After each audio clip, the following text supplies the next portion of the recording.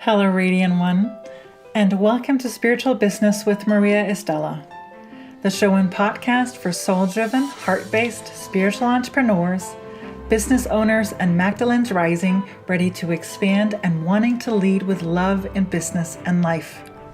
I am your host, spiritual business coach, mentor, catalyst, and facilitator, Maria Estela, and it is my deep honor, my great pleasure, and joy to share this episode with you. If you feel the deep stirrings of something new asking to be born through you, go to mariaestela.com/DCIA to download the free guide, Divine Clarity and Inspired Action, that I've created for you. Divine Clarity and Inspired Action will help you to connect deeply with your divine feminine essence of gnosis, wisdom, knowledge, and intuition, as well as activate your divine masculine essence of action, creation, expansion, and building, so that you may experience the satisfaction, the joy, and the liberation that comes from bringing to life that which you are here to birth, while being, doing, and living your soul's divine purpose. On my website, you will also find show notes, transcripts, and previous episodes. Hello, Radiant One, and a very big and a very warm welcome in today's episode, in which I am going to be sharing with you 3 questions to ask yourself if your business is shifting direction or if it's expanding into new products or services. So first of all, I want to say that in this episode, I'm going to assume that you actually know which direction your business is going into, or which products or services are being asked to be born through you. And if that's not where you're at, I want to say stop in the name of love and then go ahead and in the show notes to this episode, I'm going to include a link to an episode I did about the 5 signs to look out for if your business is shifting direction or expanding. In that episode, I also share 3 ways that you can ensure that you gain the clarity and know which action steps to take. So if you're someone who's currently not sure, then rather than listening through this, go ahead and listen to the other episode first. Like I said, there's a link to that in the show notes. Now, if you know which direction your business is shifting into, or what products and services you're currently expanding into. And the reason why I say expansion or expand is because being love, coming from a space of love and of service, we are always ever continuously expanding in love. That is the natural order of the universe. If you look at on a metaphysical or even quantum physical level, the universe is constantly expanding. And that is because we are constantly expanding. And it is through you that this world will change, as you may have heard me say before. It's a quote from A Course in Miracles, meaning that it is through you that this world will change, as it says. It's by the expansion, by your creation, by the products and services that you provide for those that you are here to serve. So the 3 questions, the first question to ask yourself is, how does this direction or product or service serve my current clients? And the answer may be that it doesn't. And I'll go more into that. But first I want to say that if it does, if the client or the direction you're wanting to take your business in, or the products and services you're wanting to expand into, if they are totally aligned and fully, in sync with what you currently have, and they, your clients are the perfect clients for those services or products, then by all means go ahead. It's just a matter of, bringing them to life, manifesting them by, creating them, whether it's be a physical product or a service. Make sure that it's fully described, then begin to market, sell, and then deliver it, of course. Now, if it doesn't serve your current clients, then it's a matter of asking yourself, well, who are then the potential clients? If you're someone who's built a large client base or even a newsletter subscription list, then those are people who are wanting to hear from you and wanting to hear what you have to say. And some of those may or may not be clients for this new thing. I want to share an example. I have a client who's a yoga teacher. She's been teaching yoga in classes for years, but wanted to shift her business online, which is what we did over the process of a number of years. We expanded into that. And she also runs retreats, and she has an app, and she does online courses as well. However, there was this one thing that kept calling her, and that was to build a teacher training. And those that are currently on her list or were currently on her list were not necessarily fit for that. Not everyone was interested in. And one simple thing that we did was we asked them. We asked her current subscribers who among them were interested or would be interested in a teacher's training. And doing that allowed her and us to basically segment her list so that we know that those that were interested would then be served in that capacity, and those who weren't wouldn't be inundated with information or services that they really had no need for or want for. So that's a simple way. So go ahead and ask yourself, how does this serve my current clients? And then if it doesn't, ask yourself, then who are the potential clients for this new thing? The second question to ask yourself is, what is the best market for this thing? And the reason why I say that is because in my sessions with clients, very often I have clients who are either bilingual or trilingual, meaning that they can serve and they master languages in several languages and can actually serve different markets, and also choose what markets to serve. And there seems to be this notion that that in order to avoid in order to avoid eliminating people, then you just do it in English, because then most people speak English, at least in the Western world, and also, of course, parts of the Eastern world as well. Most people know or have an experience of English, so it's there's often this idea that going with English is going to be the quote unquote best thing. Well, for several of my clients, I've had them actually dive deeper into this and to research and to measure metrics and to look into whether or not that might be true for them. And just recently, for actually two of my clients, what we discovered through investigation, there was one who chose to ask her people on social media what they preferred, if they wanted to have their native language or if they wouldn't mind listening to this in English. And an overwhelming majority of the people said that they preferred their native language because there was so much of people doing it in English that having someone do it in Danish was actually a joy and a thrill for them. It was a big service to them. So and then the second thing she did was actually look at her metrics, and the, again, overwhelming majority of her metrics were from the native language.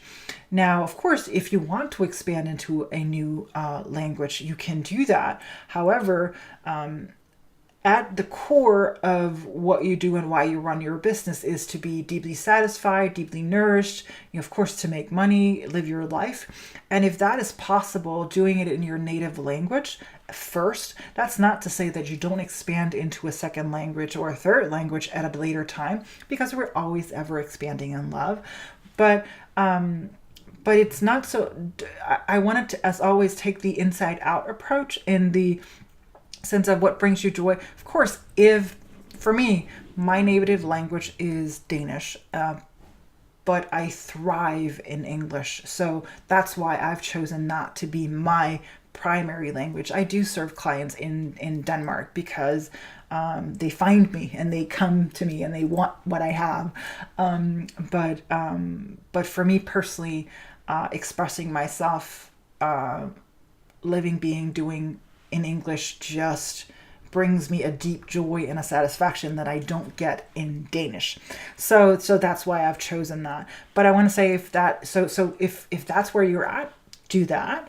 And of course, there's also the saturation of the market. If you're in a market where there is a lot of who you do, I don't believe in the term. I know that there's the idea of competition, but I see it as colleagues, and I see it as being unique and special, and no one can show up, serve the way that I can. They can show up and serve the way they can. And so that's what quote unquote makes me special and unique, just as you are special and unique. So even if the market can be saturated, there might be a place for you. Again, I would encourage you to go through some metrics and research to kind of get that, a feel for that as well. The second, so that was one client who actually, again, overwhelming majority wanted to have it in her native language. Another client that I had, it was actually a suggestion that I came up with when I found out that her native language and there was a huge population, and they were totally underserved in the area that she was serving in. And so I invited her to consider the idea of shifting her market. And when she did, it was the results have been astounding, because people have, like I said, been undernourished and been wanting to have someone serving them in their native language. So when you look at your market, don't underestimate the value or the power of serving in your native language. And it doesn't necessarily only have to be based in language. If you're, in a big country like France or the US or I'm sorry, I don't want to, because South America is more than just, there's many different countries.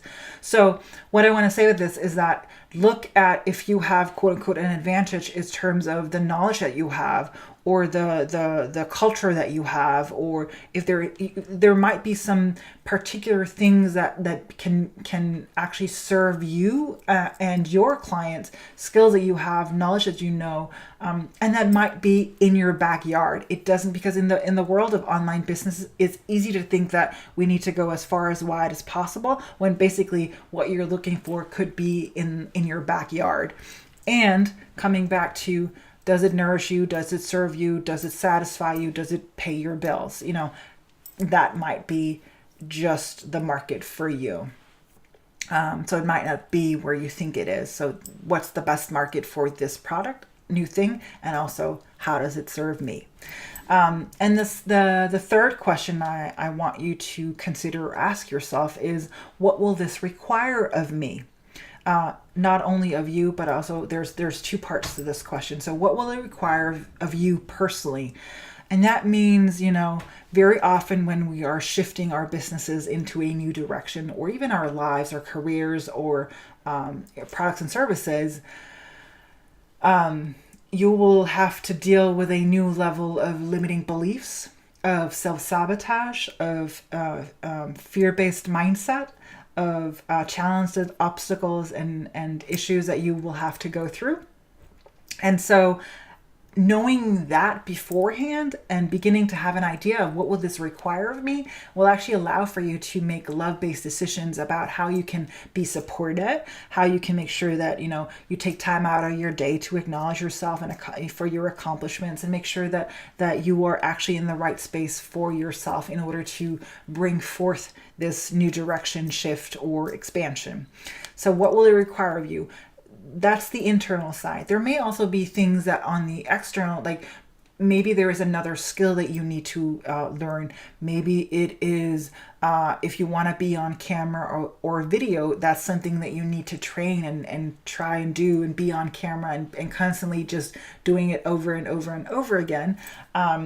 Maybe it is if you enjoy creating beautiful photos or graphics for your social media, maybe that's a new skill because you want to step out further and reach more people. Maybe that's a new skill that you need to acquire. So it's about figuring out or looking into what will this require of me. And then the second thing is, what will this require of me in terms of resources? So if you're an experienced business owner with everything set up and you've got a new product or service to bring to life, or you're shifting your business in a new direction, time is going to be a resource that you will need. You'll need to carve out time in your calendar in order to make room for this new thing that's coming through. Another thing could be in terms of money. And I want to say, in terms of money, very often money is an excuse for, or it becomes a mindfuck from ego for us not to step into that new direction, for us to not take those next steps. Excuse me. And so I have this phrase that I always go with, and it is, do what you can with what you have. And no, it's start where you are, do with what you can with what you have. And what I mean by that is, for example, if you're someone who wants to start doing a podcast or a show like I have, you might think that you need the best camera. You may think that you need the best microphone. You may think that you need the right lighting. May think that you need a new, whatever it is, like place, a new office. It can be many, many things. However, if that's not currently in your budget, or if you're not even certain that is actually the direction you're going, rather than going out and buying all of those things, start where you are, do what you can with what you have. That's what I did. I expanded from that space. I knew that this is what I was called to do, and so I started doing it. And as I grew, I knew that this was actually something that I was going to continue doing. I chose to invest in a better camera and in the right microphone and so forth. But it doesn't necessarily need that. But it can also be, so if you're someone who wants to begin teaching classes, if you're a yoga teacher or a therapist or a healer, someone who requires to have a space, there's different ways of doing that. You can either start by renting a place of your own, or you can start by inquiring in your local area if there's things that you can use, or you can rent on a hourly basis or a daily basis, so that it doesn't necessarily become a full-on thing. Because like I said, very often in terms of money can become a hindrance towards, it can be a mindfuck that holds you back from doing what you want to do, because you think that you need this thing in order to do it. And that's very often not true. So, yeah. But I want to say that in terms of resources, if you're a business owner, or even if you're someone who's stuck in a job that you don't love, the quote unquote number one thing that you will need, quote unquote, is time to build it, research, and that needs to be carved out. I've had clients who were stuck in a job that they didn't love, who carved out 15 minutes a day every morning, simply before the kids and their wife woke up. They carved out 15 minutes, and then that's what they did, because we very, very often underestimate the power of small steps. And 15 minutes in one day, in a week is more than an hour, in a month is more than 4 and almost 5, and then in a year it's about taking those steps. And as you take those steps, the universe then follows and is able to show up for you as well. So those were the 3 questions. How does this serve my current clients? And if it doesn't, who are my potential clients? Number 2, what's the best market for this new thing? And number 3, what will it require, both of me and in terms of resources? I would love to hear from you. If your business is shifting or expanding, if you're stuck in a job that you don't love, I would love to hear, what is your biggest takeaway from this episode? Go ahead and share it with me in the comments. You will find the link in the show notes. I love you. Take care. That is what I had for you in today's episode of Spiritual Business with Maria Estella. I hope it served you well. For all of the deets and the details, click the link in the description. And if you enjoyed this episode, support its message by sharing it with a friend or on social media, or leave me a comment or review. God bless.